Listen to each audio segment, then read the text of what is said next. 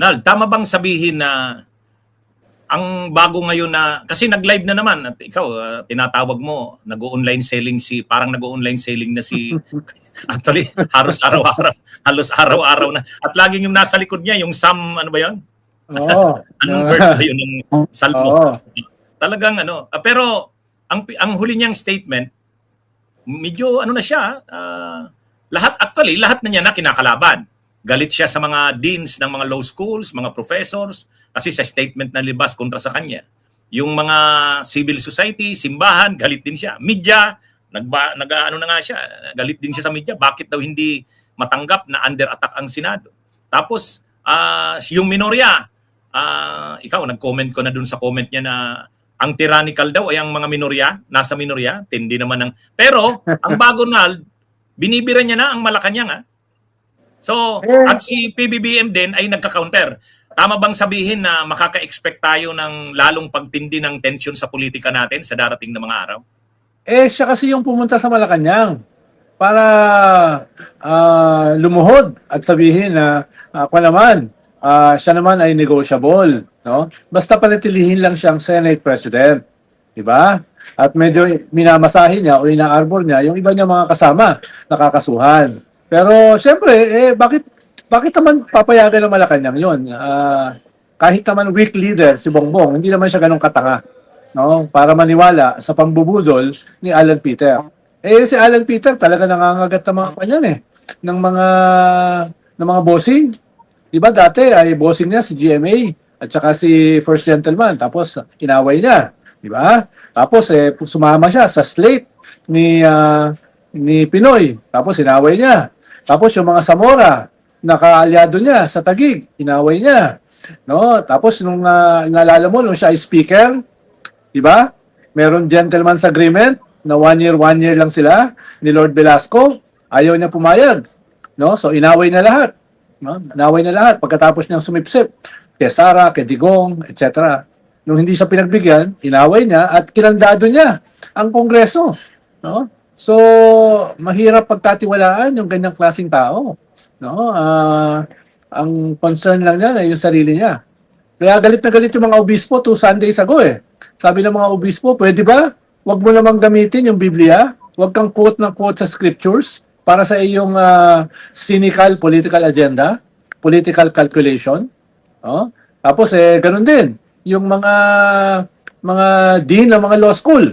Nabasa mo na yan, attorney, na sinasabi na ito namang Senate President na ito, abogado pa naman. Tapos ganito yung posisyon niya dito sa arrest ni Bato, etc. etc. Tapos yung sinasabi niya nga the Senate was attacked, malinaw yung forensic evidence na hindi ito inatake. No? Nung una, sinasabi niya ay very spontaneous yung pagpunta ron ni Bato. Mismo si Bato sa interview niya kay Jessica Soho at si Robin Hood Padilla sa kanyang interview, inamin na talagang conspiracy yung kanilang coup na nilaunch kay Senate President Tito Soto. So lahat ng mga sinasabi niya ay nauhuli siya sa sarili niyang bibig. No? At hindi lang to usapin ng hypocrisy. Usapin ito ng sobrang kasinungalingan. Ang tingin ko nga sa kanya ay kasinungalingan na tinubuan ng muka No? At hindi lang ito, mukhang wawasakin talaga niya ng husto yung Senado para manatili lang siya sa posisyon. Hindi ko na alam kung paano sasagipin itong institusyon na ito Na winasak niya in 2 weeks as never before. As never before.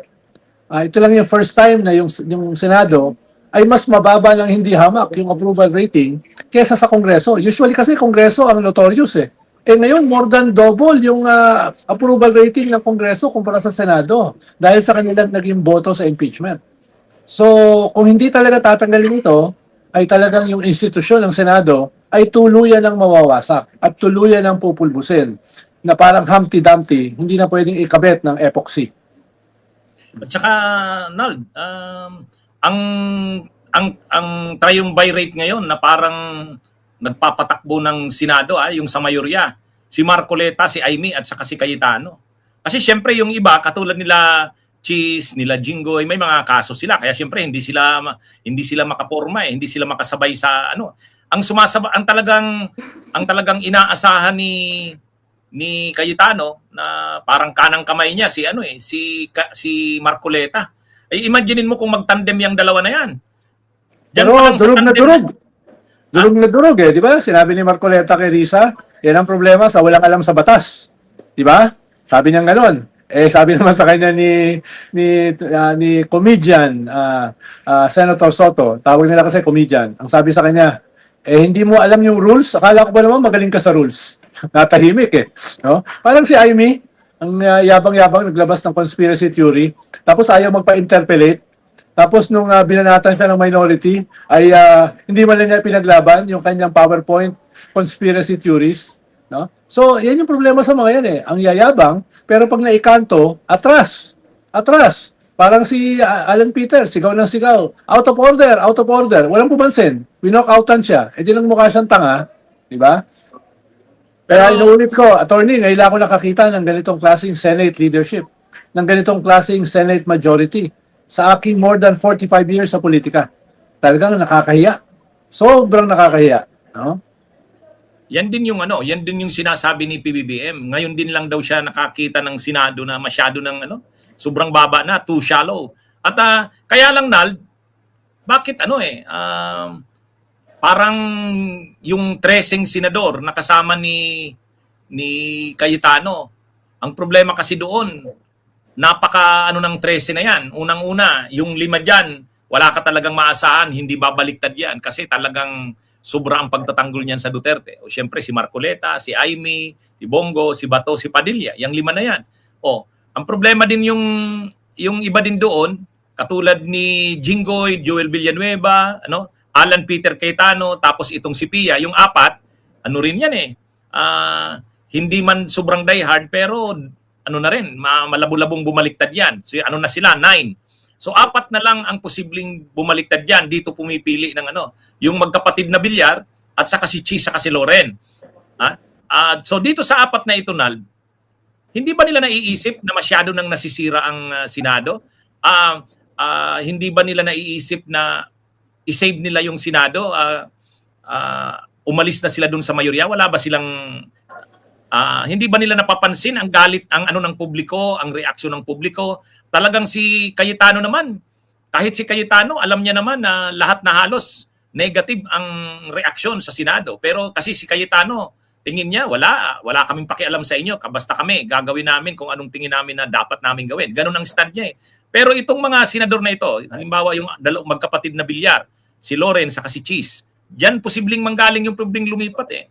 Hindi ba sila nakakaisip man lang na masyado na itong ginagawa ng Senate President nila ngayon? Hindi ko sigurado kung ano yung kanilang iniisip. Pero kung ikaw ay attorney na sa minority, tatanggapin mo ba yung 5 DDS? No? Wag na. Bahala. They're better off na hindi kasama yung mga yan. Tapos gusto mo bang tanggapin si Jinggoy at saka si Joel Villanueva? Di ba? Wag na. Iwan mo na yan dyan. No? Yung 2 Cayetano, gusto mo bang lumipat sa'yo? Wag na. Di ba? So, talagang napakaliit ng choices mo eh. Yan yung problema sa lesser evil. Yung lesser evil ay evil din eh. So, yung lesser evil, hahanap ka pa ng mas lesser evil dun sa lesser evil. Baka yan yung mga Villar, baka yan si Loren, kahit masama ang loob ni Ping at saka ni Tito Soto sa kanya, dahil hanggang last minute, kasama nila sila. Yung pala, nag-i-espiya sa kanila. No? Kaya, ibang klase yung galit ni Soto at saka ni Ping Lacson diyan kay Loren. Pero, siguro, in the scheme of things, baka siya ay lesser evil dun sa mga lesser evil. No? Kaya, hindi natin sigurado kung ano mangyayari sa Lunes. No? Dahil isasalang na naman kasi dyan yung online voting eh. No? At ito ay pwedeng maging game changer. Dahil kahit nakakulong, kahit nagtatago, ay pwedeng mag-participate. Imagine mo yung kaululan na yon, di ba? Kaya doon na lang sila sa presinto mag-quorum. Doon na lang sila sa presinto mag-online. No? Sila. Pero wag na sila sumama sa Senado dahil nakakahiya na eh. No? Nakakahiya na.